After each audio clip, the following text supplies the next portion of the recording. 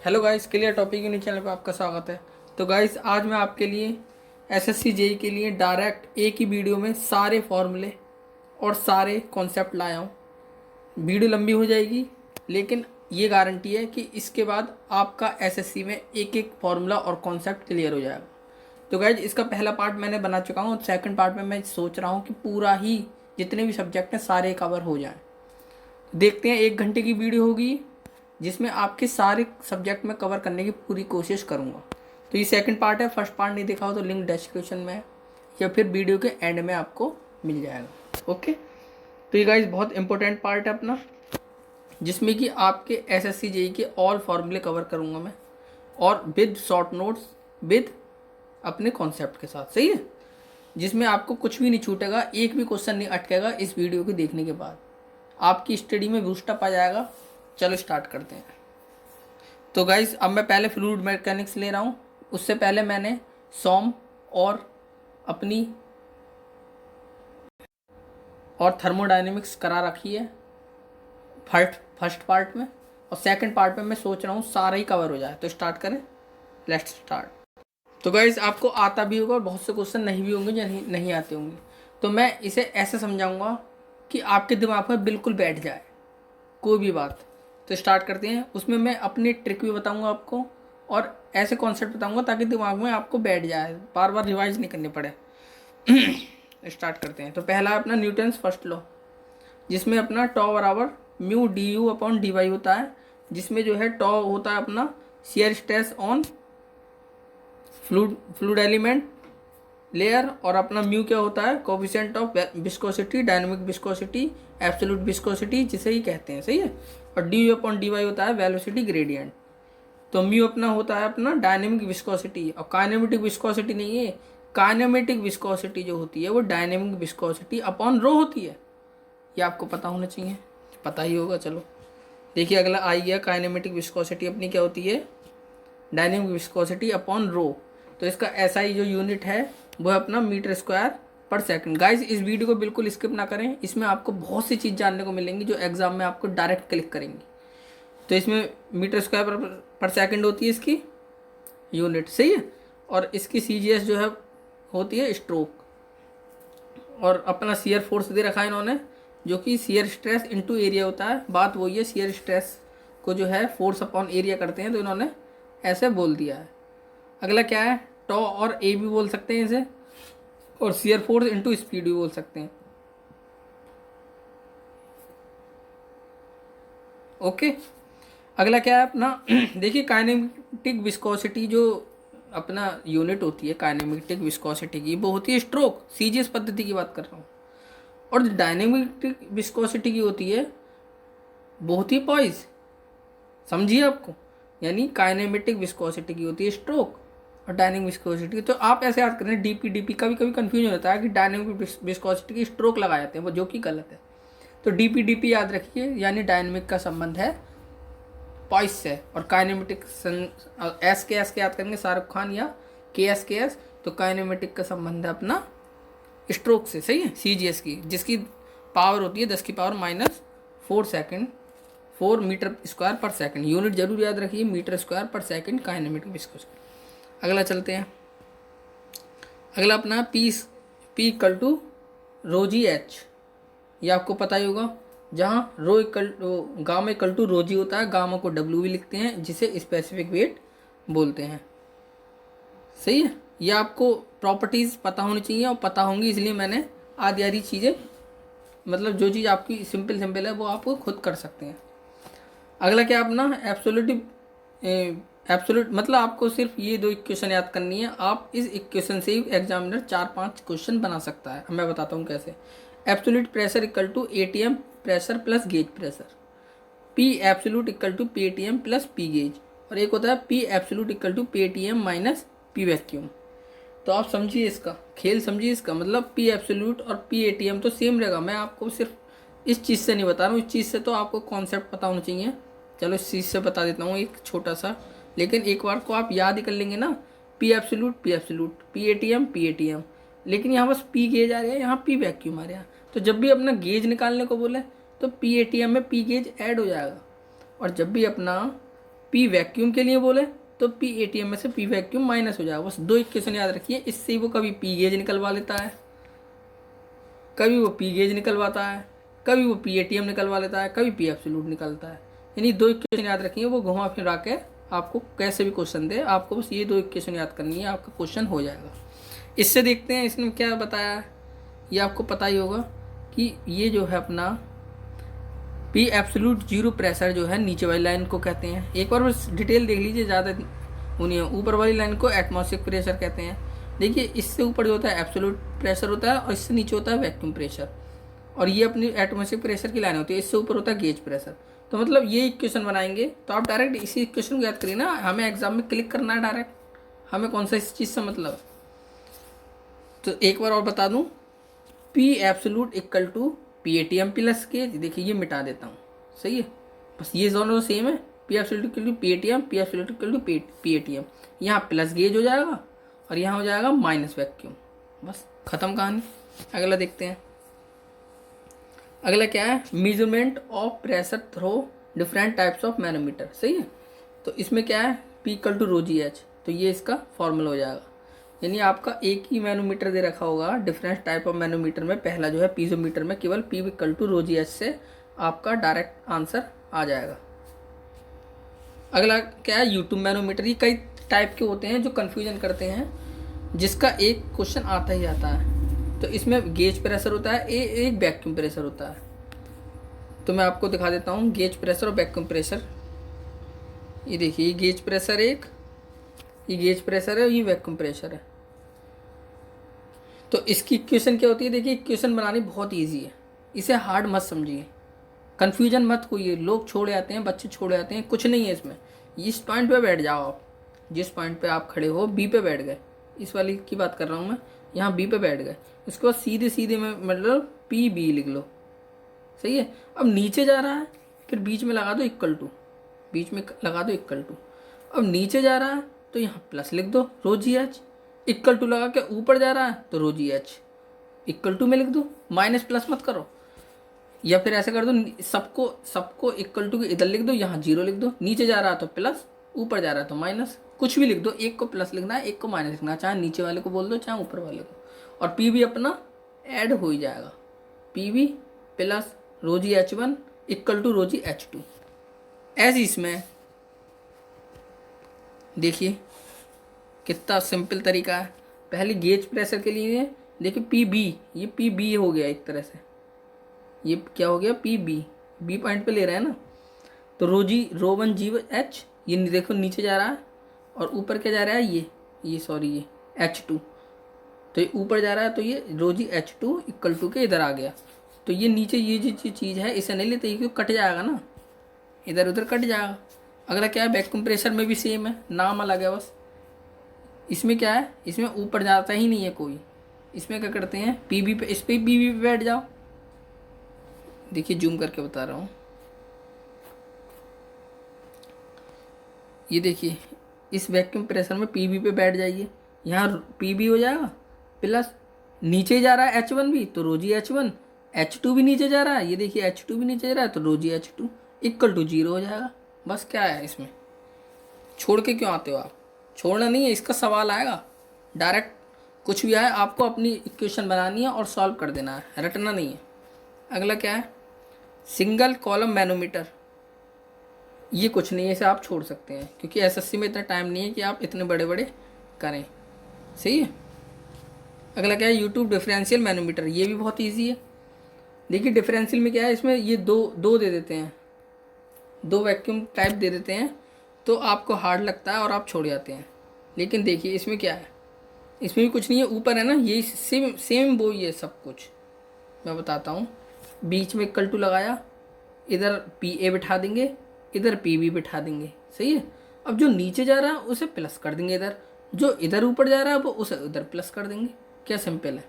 अरे ये नीचे के लिए हो गया, ये ऊपर के लिए हो गया, नीचे वाले को इसमें हम प्लस कर देंगे, ऊपर वाले को इसमें प्लस कर देंगे।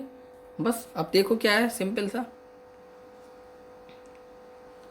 देखिए ये बैठ जाइए इस पे, ओ ए पे, इस वाले को देखिए आप, ए पे बैठ गए, इस पे ए पे बैठ गए तो पी ए लिखेंगे इधर, इधर बी पे बैठ गया तो पी बी लिख दो, सही है, बीच में इक्वल टू लगा दो। अब देखिए नीचे जा रहा हो एक्स, तो एक्स को रो जी एक्स प्लस एच, यानी यहाँ तक एक्स प्लस एच हो गया, तो ये रो जी एक्स प्लस एच प्लस कर देंगे इक्वल टू के, इधर ये तो कट गया सारा।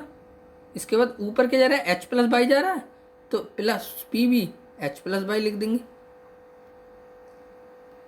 क्या है, सिंपल है ना। देखिए ये लिखा होगा इन्होंने, देखिए तो रोजी रोजी तो सब में आएगा ही। तो देखिए पी ए लिखा एक तरफ, पी बी लिखा एक तरफ, इन्होंने नीचे वाली साइड लिखी जो कि एच प्लस एक्स जा रही थी, ये देखिए नीचे जा रही है एच प्लस एक्स। और इसके बाद इन्होंने क्या करा है, इस साइड को ऊपर वाली साइड में पी बी की तरफ ऊपर वाली साइड लिखी, तो जिसमें रोजी एच और रो टू जी बाई जा रहा था ऊपर। बस सिंपल है। उसके बाद क्या है अगला लेवल, ये भी सेम ऐसी है, A and B are same level. तो आपको सिर्फ इक्वेशन बनानी है और कुछ नहीं करना है, इसमें डरने की जरूरत नहीं है। अगला क्या है पांचवा ये भी इजी है, इन्वर्टेड, इसे उल्टा रख देंगे तो इन्वर्टेड में भी कुछ नहीं है, इधर पी ए रखेंगे, बीच में इक्वल टू लगाएंगे, इधर पी बी रखेंगे। लेकिन जो कि ये उल्टा रखा है, आप इक्वेशन बनाते समय ये याद रखिए, नीचे वाले को तो इधर ही लिखेंगे, ऊपर वाले को पी बी के साथ लिखेंगे। लेकिन यहाँ नीचे ऊपर करेंगे तो उल्टा रखा है, तो दोनों तरफ माइनस माइनस का साइन चलेगा। यानी जब हम H1 प्लस ऐड कर रहे थे ना नीचे वाले के साथ, यहाँ माइनस H1 चलेगा। तो देखिए ये इन्होंने लिखा है, ये इक्वेशन को इसको देखिए, पी ए लिख दिया, पी बी लिख दिया। अब ये इसके साथ क्या है, ये चीज़ H1 है, तो इसे माइनस रोजी H1 लिख दिया। और पी बी के साथ क्या है, H2 है, H और H2 है, तो यहाँ ये लिख दिया। देखिए जूम करके दिखा रहा हूँ मैं, ये चीज़ ओके। क्लियर हो गई होगी, नहीं हो तो एक बार और वीडियो देख लेना, क्लियर हो जाएगी। अगला क्या है, total pressure force of vertical plane surface submerge in liquid. तो टोटल प्रेशर फोर्स F बराबर रो जी ए एच बार होता है, पता ही होगा। इंक्लाइंड हो जाता है तो ये हो जाता है H star equal to I G A H bar plus H bar, सही है। ये आपको डायरेक्ट फॉर्मूला दे देंगे और आपसे डायरेक्ट रो जी एच बार का मान पूछ लेंगे, एफ की वैल्यू दे देंगे, रो की वैल्यू दे देंगे, जी की वैल्यू दे देंगे, ए की दे देंगे। डायरेक्ट फॉर्मूले पे रख लेना, आंसर आ जाएगा। नेक्स्ट इंक्लाइंड आ गया, तो इंक्लाइंड के क्या है, H star equal to I G sine square theta upon A H bar plus H bar. तो इसका भी काम खत्म। अब देखिए अपना अगला मोस्ट इंपॉर्टेंट आ गया, जो कि ग्राफ है, ये मोमेंट ऑफ इनर्शिया और अदर ज्योमेट्रिकल प्रॉपर्टीज़ का, सही है। मोमेंट ऑफ इनर्शिया और अदर जो प्लेन होते हैं ना, उसका मोमेंट ऑफ इनर्शिया किधर होता है। तो देखिए एक तरफ है प्लेन्स, एक तरफ है आपका प्लेन्स यानी रेक्टेंगल ट्रायंगल, एक तरफ है आपका सेंटर ऑफ ग्रेविटी, सही है, एक तरफ एरिया, एक तरफ है मोमेंट ऑफ इनर्शिया और एक तरफ है मोमेंट ऑफ इनर्शिया बेस पर, सही है। यह है पैरेलल, यह है बेस। तो अब देखिए रेक्टेंगल है, कोई रेक्टेंगल है, तो इसका जो है आपको पता होना चाहिए dy/2 पर होता है, यानी बीचम बीच होता है। एरिया BD होता है, पता होगा। BDQ/12 होता है, वो पैरेलल, जब इसके पैरेलल लेंगे, और BDQ/3 होगा जब उसके बेस से लेंगे, यहाँ से, सही है। तो ये आपको याद रखेंगे, फॉर्मूला बहुत इंपॉर्टेंट है। ट्रायंगल का क्या होता है, ट्रायंगल का 1/3 पर होता है। उसके बाद BH/2 पे होता है एरिया, इसका एरिया 1/2 BH होता है ना, आधार इंटू ऊंचाई। और इसके बाद BHQ/36 पैरेलल के हिसाब से और BHQ/12 बेस के हिसाब से, सही है। अगला क्या अपना सर्कल। तो सर्कल में क्या करेंगे, इसका जो है x इक्वल टू dy/2 पे होता है अपना सेंटर ऑफ ग्रेविटी, और πd²/4 पे क्या होता है एरिया, πd²/4, और πd4/64 क्या होता है अपना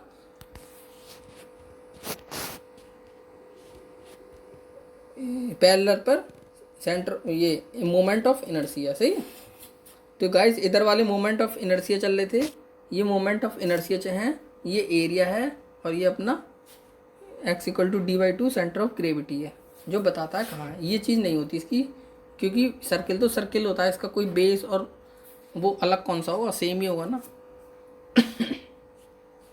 नेक्स्ट क्या है, बॉयंसी और फ्लोटेशन, मोस्ट इंपॉर्टेंट, जिसमें बच्चों को बहुत कन्फ्यूजन होता है। आज इसका भी सारा कन्फ्यूजन मिटा देंगे, सही है। तो बॉयंसी और फ्लोटेशन का मैं बताऊंगा आपको, उससे पहले ही लाइन पढ़ लेता हूँ जो 3-4 दे रखी हैं, बस समझाऊंगा अभी आपको पूरा। The upward force exerted by a liquid on a body when the body is immerse, यानी जब कोई बॉडी पूरी तरह से डूबी होती है तो उस पर एक फोर्स लगता है ऊपर की ओर, उसे ही बॉयंसी फोर्स कहते हैं, सही है। और उसके बाद क्या है, the point through which force of buoyancy is suppose the act is called centre of buoyancy, यानी जो पॉइंट होता है जहाँ पे लाई करता है वो पॉइंट, उसे सेंटर ऑफ बॉयंसी कहते हैं।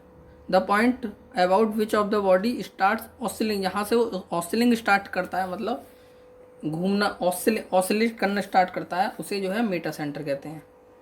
और the distance between the Meta centre and centre of gravity, यानी mg जो होता है उसके बीच की जो डिफरेंट वो होता है, डिस्टेंस होती है बीच के, उसे मीटर सेंट्रिक हाइट कहते हैं। तो अब मैं ये बताता हूँ आखिर ये बॉयंसी है क्या।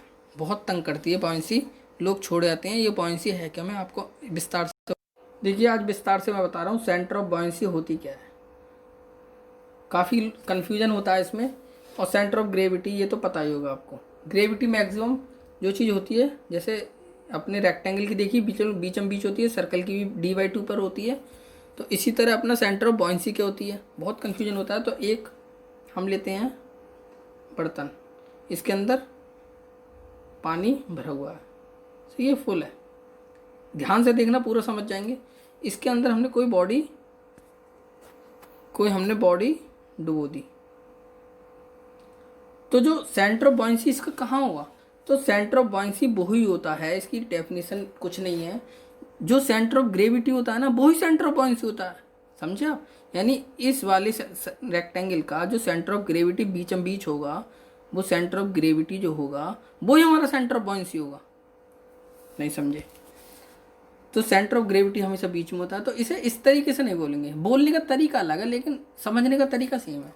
बोलने का तरीका यह है कि सेंटर ऑफ बॉयंसी क्या होता है, जो हमने कोई पानी में डुबोई तो इसका जो सेंटर ऑफ ग्रेविटी होता है वो सेंटर ऑफ बॉयंसी होता है, ऐसे तो बोल सकते हैं, सही है ये, लेकिन हम ऐसे नहीं बोलेंगे, हम बोलेंगे इसके द्वारा जो हटाया गया द्रव है, इसके द्वारा, इस आयतन के द्वारा जो हटाया गया द्रव है, यहाँ कोई द्रव हटाएगा इसके बराबर, उसका जो सेंटर ऑफ ग्रेविटी होगा वही हमारा सेंटर ऑफ बॉयंसी होगा, ऐसा बोल दीजिए, बात तो एक ही है। यानी जितना ये बर्तन हटा रहा है, जितना ये रेक्टेंगल हटा रहा है पानी को, उसका जो सेंटर ऑफ ग्रेविटी होगा वही हमारा सेंटर ऑफ बॉयंसी होगा। ओके, एक बार और बताता हूँ मैं, सिंपल है बहुत। देखिए कोई दो जगह ले लेते हैं मैंने, एक ये है एक ये है, एक में तो वस्तु पूरी डूबी हुई है, एक में वस्तु आधी डूबी हुई है, सही है। अब समझिए आप, तो अब सेंटर ऑफ ग्रेविटी तो पता ही है दोनों की बीचम बीच होगी। अब आता है सेंटर ऑफ बॉयंसी का फंडा। तो सेंटर ऑफ बॉयंसी में क्या करेंगे, सेंटर ऑफ बॉयंसी, ये सेंटर ऑफ ग्रेविटी की लाइन खींच लो, सेंटर ऑफ ग्रेविटी। तो सेंटर ऑफ बॉयंसी क्या करेंगे, इसमें तो सिंपल है, ये तो सिंपल है कि इस रेक्टेंगल का, इस वस्तु का जो बीच का, यानी जो सेंटर ऑफ ग्रेविटी होगा वो ही हमारा सेंटर ऑफ बॉयंसी होगा। लेकिन ऐसे नहीं बोलेंगे, इसके बोलेंगे कि इसके द्वारा हटाया गया जो विस्थापित द्रव है, यानी हटाया गया जो द्रव है, हटाया गया जो फ्लूइड है, उसका जो सेंटर ऑफ ग्रेविटी होगा, ये देखिए अंदर ही तो हटाएगा, अंदर ही है, जो अंदर हटाएगा इसके द्वारा, उसका जो सेंटर ऑफ ग्रेविटी होगा वही हमारा सेंटर ऑफ बॉयंसी होगा। तो इस तरीके से बोलेंगे। अब इसका फ़ायदा क्या होगा वो मैं आगे बताता हूँ। तो देखिए ये वाला अपना सेकंड वाला देखिए, अब ये वाला, इसमें क्या है, ये आधी वस्तु डूबी हुई है, तो इससे मतलब नहीं है, इससे मतलब नहीं है ऊपर क्या है, इस चीज़ से मतलब नहीं है, जितना डूबा हुआ है उस चीज़ से मतलब है, जितना डूबा हुआ है उसका जो सेंटर ऑफ ग्रेविटी होगा वो ही हमारा सेंटर ऑफ बॉयंसी होगा। नहीं है बात समझ में, यानी जो जितना पार्ट डूबा हुआ है उसका जो सेंटर ऑफ ग्रेविटी होगा वो हमारा सेंटर ऑफ बॉयंसी होगा। लेकिन बोलेंगे कैसे, इसके द्वारा जो डूबा हुआ है, जितना पार्ट हुआ है उसके द्वारा जो विस्थापित द्रव है, जो हटाया गया द्रव है, उसका जो सेंटर ऑफ ग्रेविटी होगा वही हमारा सेंटर ऑफ बॉयंसी होगा। बहुत सिंपल है, समझने की कोशिश करिए। चलो मैं आपका शरीर ही ले लेता हूँ, शरीर से ज़्यादा अच्छा समझ में आएगा। जैसे ये है, अगर हमारा शरीर है कोई, तो हमारा ये आधा डूबा हुआ है, सही है, तो पहली बात, सेंटर ऑफ बॉयंसी निकालने के लिए पहले अपने शरीर का ऊपर के हिस्से को नहीं गिनेंगे। जितना डूब हुआ है हमें सिर्फ उसे ही लेना है। जो जितना डूब हुआ है तो शरीर का आधा हिस्सा जो डूब हुआ है तो इसका जो सेंटर ऑफ ग्रेविटी होगा वही हमारा सेंटर ऑफ बॉयंसी होगा। लेकिन ऐसे नहीं बोलेंगे, हमारे शरीर का जो नीचे वाला पार्ट है उसने जितना द्रव में हटाया होगा आयतन, उसका जो सेंटर ऑफ ग्रेविटी होगा वही हमारा सेंटर ऑफ बॉयंसी होगा। अंडरस्टैंड? नहीं समझे हो तो आप दोबारा देखना, तुरंत समझ जाएंगे। एक लास्ट एग्जाम्पल और ले लेता हूँ। ये अपना आयतन है, इस पे 3 बॉक्स रखे हुए हैं, सही है। एक लोहे का है, एक लकड़ी है, एक लोहा है और एक प्लास्टिक है। तो ये फायदा है इसका। अब भैया पहले ये है, तो जो ऊपर निकला हुआ वो तो कट हो गया। तो इसमें ऐसा तो भारी वजन से मतलब तो है ही नहीं, क्योंकि जो पानी का आयतन हटाता है, चाहे वो भारी हो हल्का हो, हटाएगा तो उतना ही आयतन अपने। तो नीचे जहाँ ऊपर लकड़ी है तो वो कैंसिल हो गई, लकड़ी, लोहा बचा, प्लास्टिक बची। तो इन दोनों के द्वारा जो हटाया गया जो द्रव है उसका जो सेंटर ऑफ ग्रेविटी होगा वो ही हमारा सेंटर ऑफ बॉयंसी होगा। तो आज तक आप समझ गए होंगे। अब मैं चलता हूँ अपने फॉर्मूले की तरफ। देखिए अब अगला आ गया अपना, ये आपको पता होगा, G M equal to I upon B minus B G होता है। ये आपको पता होना चाहिए, सिंपल है ये।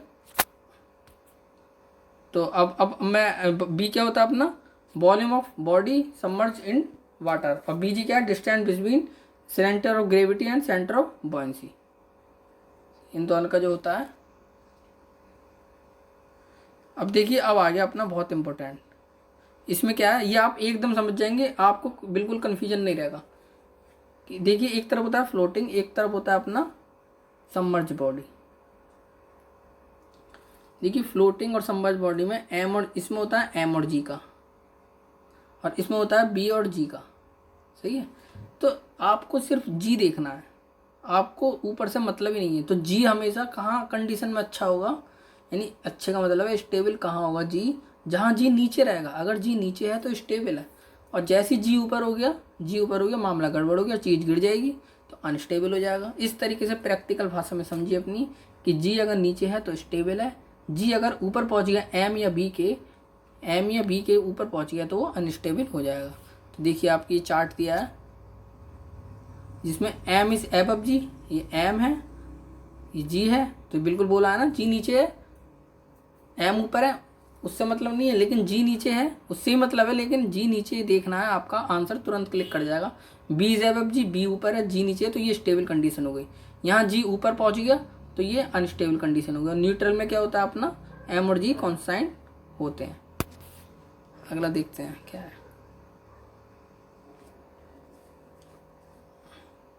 अगला ये फ्लोटिंग बॉडी के लिए जी एम मेटासेंट्रिक हाइट दे रखी है, टी क्या है, time of 1 complete oscillation. Kinematic of flow आ गया अगला, इसे भी देखते हैं क्या है। इसकी बस ये कंडीशन याद रखना कि जो इन कंप्रेसिबल के लिए होता है, रो जो है नॉट कांस्टेंट होता है, यानी, और फॉर इनकम्प्रेसिबल के लिए रो मतलब डेंसिटी जो है कांस्टेंट होती है, सही है। तो flow of a fluid along a curved path is known as vortex flow. If the particles are moving around curved path with the help of some external liquid, the flow is called force vortex flow.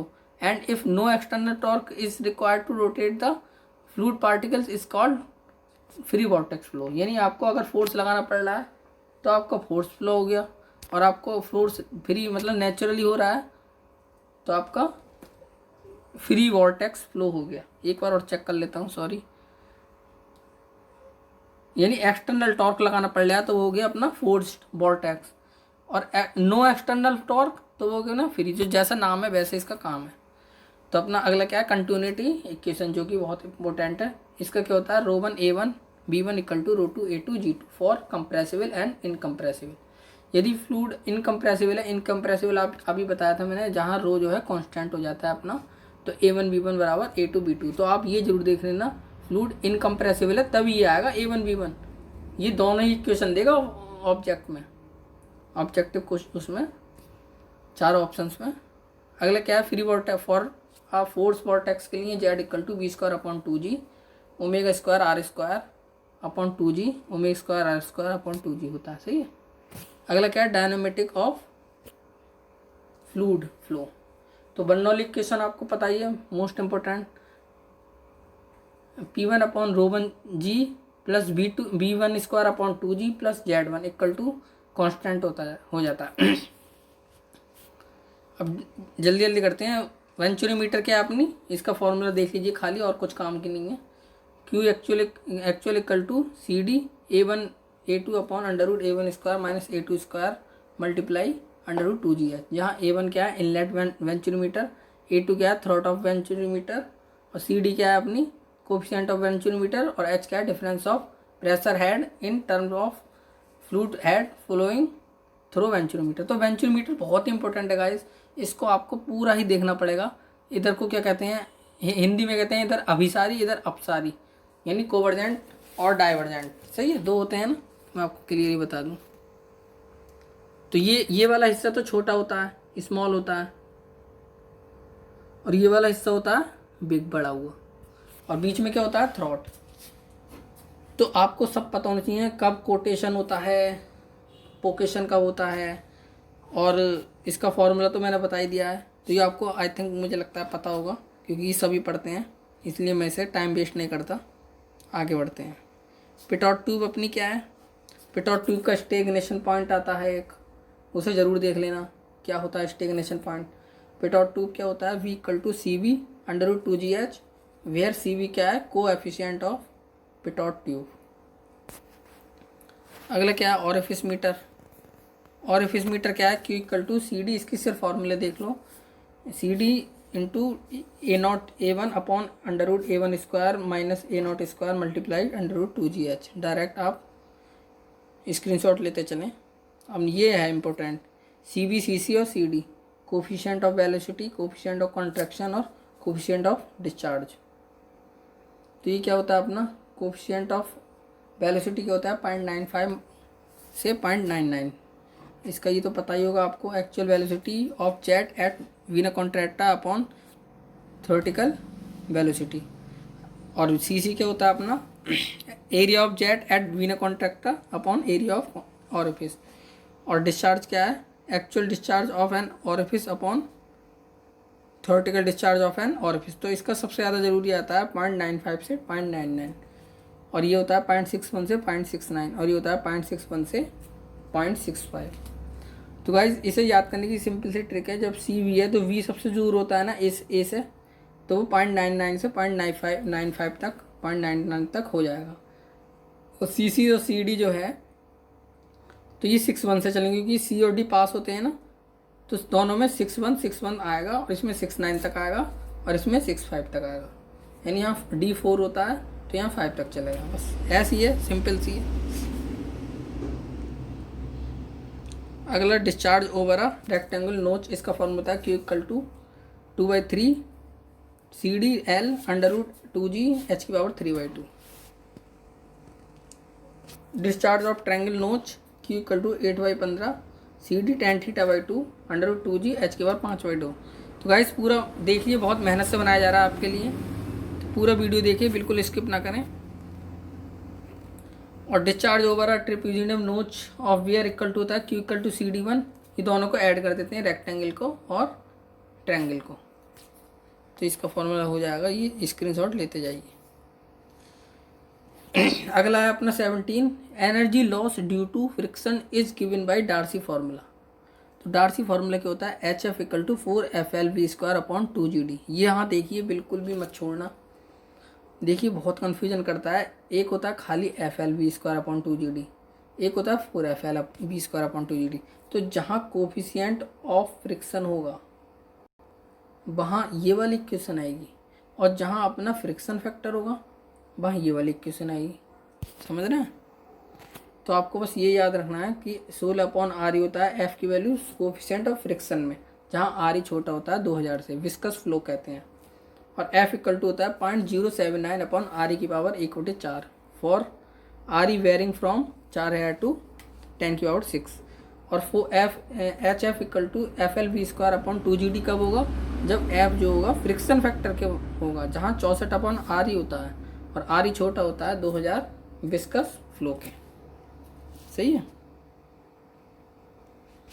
अगला क्या है, the head loss due to friction in pipe can also calculated. Chezy's formula V equal to C under root M I होता है, जहाँ सी क्या है चेजीज constant, M क्या है हाइड्रोलिक मीन डेप्थ, वी क्या है वेलोसिटी ऑफ फ्लो, आई क्या है loss of head per unit length, H F upon L होता है, और ये क्या होता है एम क्या होता है ए अपॉन पी होता है, area of flow upon wetted perimeter, और ये क्या होता है डी बाई 4 होता है फॉर पाइप रनिंग फुल जो भर के चलता है उसके लिए डी बाई 4 हो जाता है।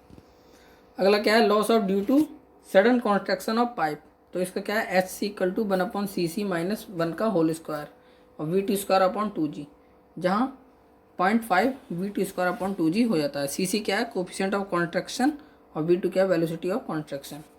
अगला क्या है, loss of head due to sudden expansion of pipe, जहाँ एच इक्वल टू तो हो जाता है v1 माइनस वी टू का whole square upon 2g। v1 क्या है स्मॉल पाइप और v2 क्या है लार्ज पाइप इन वेलोसिटी।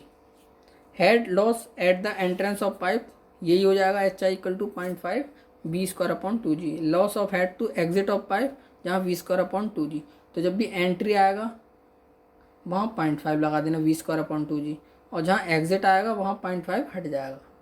सही है। अगला अपना मोस्ट इम्पोर्टेंट, और इससे मैं ट्रिक से बताने वाला हूँ, फेवरेट है सबका एग्जामिनर का, जब पाइप पैरेलल होते हैं कंपाउंड होते हैं, तो कंपाउंड के लिए L अपॉन D5 हो जाएगा L1 upon D15 plus L2 upon D25 plus L3 upon D35। L क्या है equivalent length, L1 L2 L3 plus में करते हैं और डायमीटर को भी ऐड कर देते हैं कनेक्टेड इन सीरीज में। और पैरेलल में क्या होता है गाइस कि Q equal to Q1 plus Q2 हो जाता है और H इक्वल टू हो जाता है F1 L1 Q1 square upon 3D1 की पावर 5 और F2 L2 Q2 square upon 3D की T2 की पावर 5। और नीचे क्या है कंपाउंड है sorry H equal to F Q square upon 3 L1 D15 plus L2 upon D25 plus L3 upon D35।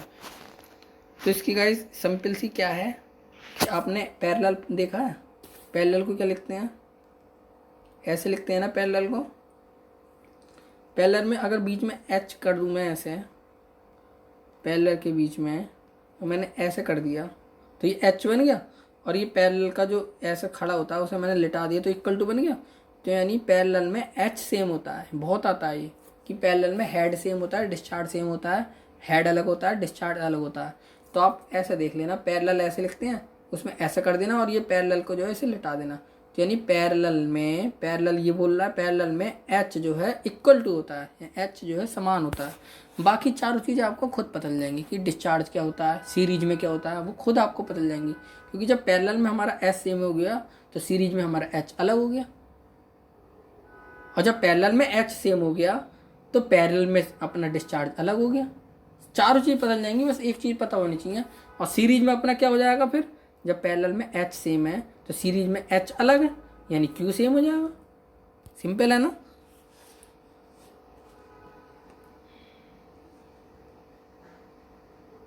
अगला क्या है, efficiency of power transmission through pipe, eta equal to H minus H F upon H होता है, यहाँ H/3 होता है। Mac number देख लीजिए, inertia force upon elastic force under root में V अपॉन C होता है, C equal to gamma RT under root में और K बाई रो होता है अंडर रूट में। सही है। K क्या है bulk modulus of elasticity, CP upon CV होता है गामा की वैल्यू, और CP इक्वल टू होती है gamma R upon gamma minus 1। Mach angle होता है C/B 1/m। सही है, ये छोड़ दो कुछ नहीं है।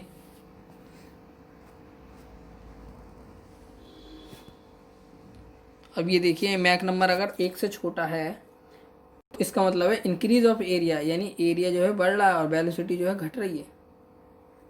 m जो है 1 से छोटा है, जब m 1 से छोटा है यानी इसका मतलब ये कि m का मतलब एक तरह से स्पीड को ही तो दर्शाता है। तो m जब 1 से भी छोटा हो रहा है तो वेलोसिटी तो वहाँ गिरेगी, तो एरिया ऑब्वियसली बढ़ेगा ही बढ़ेगा। m 1 से बड़ा हो रहा है तो वहाँ उल्टा हो जाएगा, एरिया गिरेगा वेलोसिटी बढ़ेगी। और m इक्वल टू 1 के हो जाता है तो means area is constant.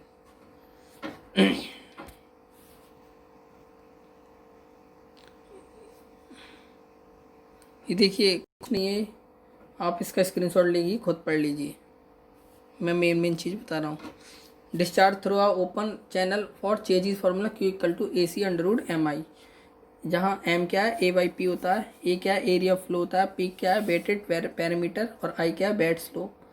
For most economic section at a rectangular channel B equal to 2D हो जाता है उसका, means width is 2 times of depth. ये डायरेक्ट क्वेश्चन एग्जामिनर दे देता है कि रेक्टेंगुलर में जो है विड्थ जो है 2 टाइम्स होती है डेप्थ के। एम इक्वल टू D/2 होता है, ये आप खुद पढ़िए, कुछ नहीं है, ये भी कुछ नहीं है।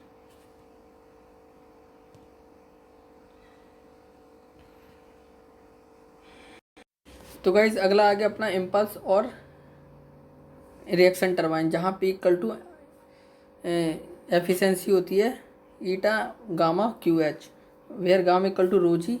ये गामा वही है स्पेसिफिक वेट जो जिसे कहते हैं, डब्ल्यू जिसे कहते हैं, एच इक्वल टू हेड और क्यू इक्वल टू डिस्चार्ज होता है।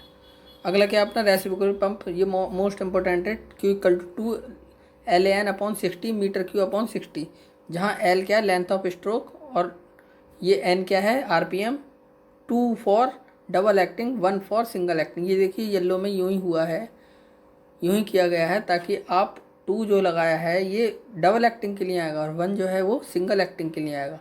थ्योरेटिकल पावर क्या होती है इसकी, WQHS प्लस HF, जहाँ HS क्या है, सक्सेसर हेड, और HF क्या है, डिलीवरी हेड। स्लिप क्या होती है, QTH माइनस Q एक्चुअल। तो अब मैं इंपॉर्टेंट कवर कर रहा हूँ मैं, percentage of slip QTH minus Q actual upon QTH multiply 100%, जहाँ CD क्या है अपनी कोफिशिएंट ऑफ डिस्चार्ज, और specific speed of turbine NS क्या होती है, N/P H⁴ और स्पेसिफिक स्पीड ऑफ पंप क्या होता है, NS equal to N/Q H⁴ अब देखिए ये most important model testing of centrifugal pump, यानी इसमें बहुत आता है ये क्वेश्चन इन चारों में से, इसलिए करा, ये चारों में से ही दे देंगे कि कहाँ किसकी कौन सी क्या चीज़ समानुपाती होती है। तो N/Q/HM जो है, इधर एक तरफ रोटेटेड टाइप है, एक तरफ मॉडल है, तो इधर जो है N/Q, इन दोनों की तुलना करने के बाद आपको पता चल जाएगा कि क्या चीज़ H जो है किसके इक्वल अनुक्रमानुपाती है, इससे ये निकाल सकते हैं। तो N/Q HM की पावर 3/4 होता है, N/Q HM के बाद 3/4, तो ऐसे कर सकते हैं, N/Q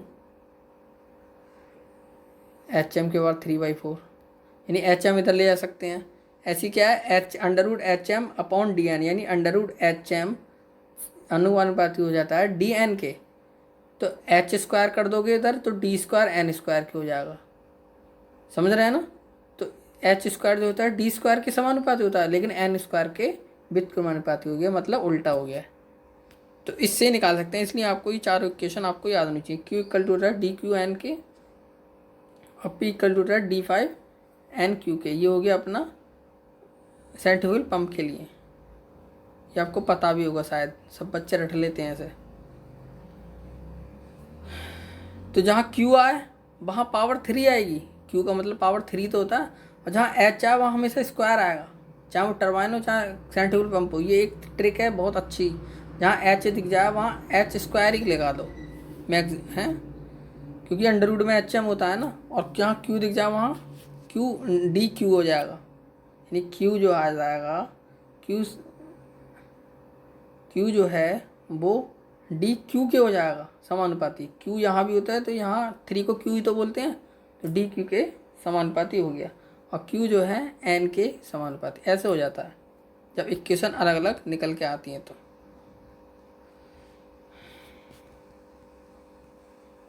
तो ये गाइस इतना हो गया। अब मैं आपको IC इंजन की तरफ लेकर चलता हूँ और रेफ्रिजरेटर की तरफ। तो देखिए अब हम आ गए हैं रेफ्रिजरेटर पे। देखिए इसको आराम से मैं बताऊंगा, आपके दिमाग में फीड कराने की कोशिश करूंगा, छोड़ के मत जाइए, पूरा देखिए, आपको 100% फ़ायदा होगा। देखिए पहला आता है टर्न ऑफ रेफ्रिजरेटर। तो टर्न ऑफ रेफ्रिजरेटर क्या होता है, 232.6 किलो जूल पर मिनट। तो इसका ये आता है 210 किलो जूल पर मिनट। तो 200 जूल पर मिनट में 210 पे निगाह मत डालिए, 210 किलो जूल पर मिनट, ये मिनट है ना, यहाँ सेकंड देगा वो ऑब्जेक्टिव में, तो यहाँ 210 किलो जूल पर सेकंड होगा, वो गलत है। 210 जूल पर मिनट आएगा, मिनट पे ध्यान देना। तो इसका 3 क्या हो गया अपना, 1 टन रेफ्रिजरेटर क्या हो गया 12,000 BTU/आवर, 200 BTU/मिनट और 3.5 किलो जूल पर सेकेंड, 3.5 किलोवाट। अगला क्या है, ये तीनों चीज़ें बहुत ही इंपॉर्टेंट आती हैं जिसमें हीट इंजन, रेफ्रिजरेटर और हीट पंप की तुलना इन्होंने डायरेक्ट करा दी। बहुत ही अच्छा तरीका, अलग अलग नहीं बोला है। तो इसमें आपको पता ही होगा, फिर भी मैं जल्दी जल्दी बता देता हूँ कि यहाँ W होता है, जहाँ Q2 - Q1 होता है, यहाँ रेफ्रिजरेटर है, ये पंप का है, सही है। तो पंप में उल्टा होता है Q2 - Q1 और W का Q2 - Q1। तो इसका डायरेक्ट फार्मूला देखिए, ये जो अपना एफिशिएंसी होती है और रेफ्रिजरेटर पंप में COP होती है, कोफिशिएंट ऑफ परफॉर्मेंस। तो work done on heat supplied होती है। तो यहाँ इसका फॉर्म होता है Q2 - Q1/Q2 इक्वल टू होता है T2 - T1/T2। तो आप जब भी फॉर्मूला सॉल्व करें क्वेश्चन, तो आप इस पूरी इक्वेशन को लिखें। इसमें से कोई ना कोई चीज़ दे रखी होगी उन्होंने, वो कभी WE देंगे, Q2 दे देंगे, कभी ये दोनों दे देंगे। तो ये इन तीन चीज़ों को लिख लें, उसके बाद क्वेश्चन सॉल्व करें। ऐसी क्या है, COP रेफ्रिजरेटर के लिए क्या है Q1/WR, यानी पहले नीचे वाला लिया जाएगा क्योंकि नीचे ही तो मेन होता है काम इसका। और COP पंप में क्या है Q2/WR, यानी ऊपर वाला लिया जाएगा, ये वाला इसमें आएगा Q2 - Q1 और इसमें आएगा Q1/Q2 - Q1। ये ध्यान रखना है, रेफ्रिजरेटर में Q1 आएगा और इसमें क्या आएगा, पंप में Q2 आएगा। अगला मोस्ट इम्पोर्टेंट BCRS साइकिल। मैं इसे ऐसा बताऊंगा कि आपके दिमाग में 100% बैठ जाएगी। BCRS साइकिल आती नहीं है ना आपको, तो अभी आपको क्लियर हो जाएगी। तो नीचे क्या होता है, एवेपोरेटर, इधर क्या होता है, कंप्रेसर। तो इसके TS और PH डायग्राम आपको दे रखे हैं, अभी बैठ जाएगी। इधर क्या होता है, कंडेंसर, और इधर क्या होता है अपना एक्सपेंशन। तो देखिए नीचे एवेपोरेटर का काम क्या होता है। एवेपोरेटर का जैसे यहाँ नीचे फ्रिज है, ये खाने को लाएगा, ऊपर को खाने को नहीं लाएगा, मतलब ये गर्माहट जो है इसकी, जो भी खाने की है वो एवेपोरेटर में जाएगी। तो एवेपोरेटर जो है पहले जो है खाना, यहाँ फ्रिज लगा होता है ना, तो जो खाने की जो गर्माहट है कुछ भी है वो एवेपोरेटर में जाती है पहले, इसलिए पहले एवेपोरेटर होता है। इसके बाद वो खींच के कंप्रेसर ले जाता है, फिर कंडेंसर वो ठंडा कर देती है, फिर एक्सपेंशन में वो एक्सपेंड कर देती है और डायरेक्ट फिर एवेपोरेटर में फिर से आ जाता है। तो ये चक्र घूमता रहता है। तो इसमें डायरेक्ट आपको इतना डीपली जाने की जरूरत नहीं है, डायरेक्ट आप इसका फॉर्मूला देखिए। COP क्या होती है इसकी, refrigerator effect upon work done, H1 - H4/S2 - H1, H1 - HF3/S2 - H1। तो आपको बस यही पता होना चाहिए कि नीचे जो है H4 से स्टार्ट होता है, जो एवेपोरेटर जो होता है ना, 1 2 3 4। तो 1 से 2 अपना कंप्रेसर होता है, 2 से 3 कंडेंसर और 3 से 4 अपना एक्सपेंशन और 4 से 1 होता है एवेपोरेटर। तो ये कभी कभी ये पूछ लेता है कि कंप्रेसर यानी कंप्रेसर से बाद और एक्सपेंशन से पहले क्या होता है, तो वो होता है कंडेंसर, सही है। तो ऐसे ही क्वेश्चन घुमा घुमा के पूछता है, लेकिन आपको डायग्राम अगर मन में याद होगा तो आप इजी से कर लेंगे। यहाँ कंप्रेसर एवेपोरेटर हो गया, फिर ये कंप्रेसर हो गया, फिर ये कंडेंसर हो गया, फिर ये नीचे इन्होंने क्या मिला दिया, एक्सपेंशन। तो ये TS और PH डायग्राम देख लीजिए। और BARS साइकिल का ये हो गया डायरेक्ट। COP इक्वल टू, इसमें TE/TG अंदर जनरेटर और ऐड हो जाता है, 3 चीज़ें ऐड हो जाती हैं। बड़े बड़े कारखानों में लगाया जाता है TE/TG, सॉरी बड़े बड़े फैक्ट्री में जहाँ बहुत बड़ा बड़ा मास लेवल पे काम होता है। TE/TG equal to TG - TC/TC - TE। तो TG क्या है अपनी, temperature at which heat is given to the generator, और TC क्या है, temperature at which heat is discharge to the cooling water from the condenser and absorber. और TG क्या है, temperature at which heat is absorb at the evaporator. ये इसमें 2 चीज़ें और देख ली, कूलिंग एंड डिह्यूमिडिफिकेशन और हीटिंग एंड ह्यूमिडिफिकेशन। तो कूलिंग एंड डिह्यूमिडिफिकेशन क्या होता है, सेंसिबल हीट फैक्टर SHF होता है, sensible heat upon total heat SH/LH + HS, HA - H2 H1 - H2। और हीटिंग एंड ह्यूमिडिफिकेशन में होता है SHF equal to sensible heat upon total heat होता ही है, SH/LH + SH, और HA - H1 H2 - H1। तो गाइस ये ज़्यादा ये हार्ड होता है थोड़ा, तो ये वैसे ही समझ में नहीं आता, तो आज अब टाइम वेस्ट मत करिए, इसलिए जितना आपको पता है उसका रिवाइज करिए। तो गाइस अब हम आ गए हैं performance test of IC engine का पूरा रिवाइज करने। तो आपने, इससे पहले मैं बता दूं, अगर आपने चैनल सब्सक्राइब नहीं किया तो सब्सक्राइब कर लें। बहुत मेहनत से सीरीज़ तैयार करी जा रही है आपके लिए, ताकि एसएससी में आपका स्कोर अच्छा हो सके। और मैं यही बता दूं, इससे पहले मैंने मॉक और मॉक की निचोड़ सीरीज़ दे रखी है, मॉक दे रखा है जो आपको फेवरेट होता ही है, उसमें मैंने निचोड़ सीरीज़ दे रखी है। निचोड़ में क्या है, जैसे दूध में मलाई होती है ना, उसमें क्या है, जैसे मैंने 100 मॉक दिए थे, तो उसमें जो एनालिसिस क्वेश्चन थे ना, वो मैंने कर रखे हैं, वो भी मैंने अपलोड कर रखे हैं चैनल पर। आप उसे विजिट करिए, पहले उसे निपटाइए, उसके बाद मॉक देखिए, उसके बाद आगे ये अपने फॉर्मूले वगैरह जितने भी हैं मेरे चैनल पे विजिट करिए। आपका कंटेंट टॉप का मिलेगा, ज़रा सी भी आपके लिए लापरवाही नहीं बरती गई है। तो थैंक यू गाइस, स्टार्ट करते हैं।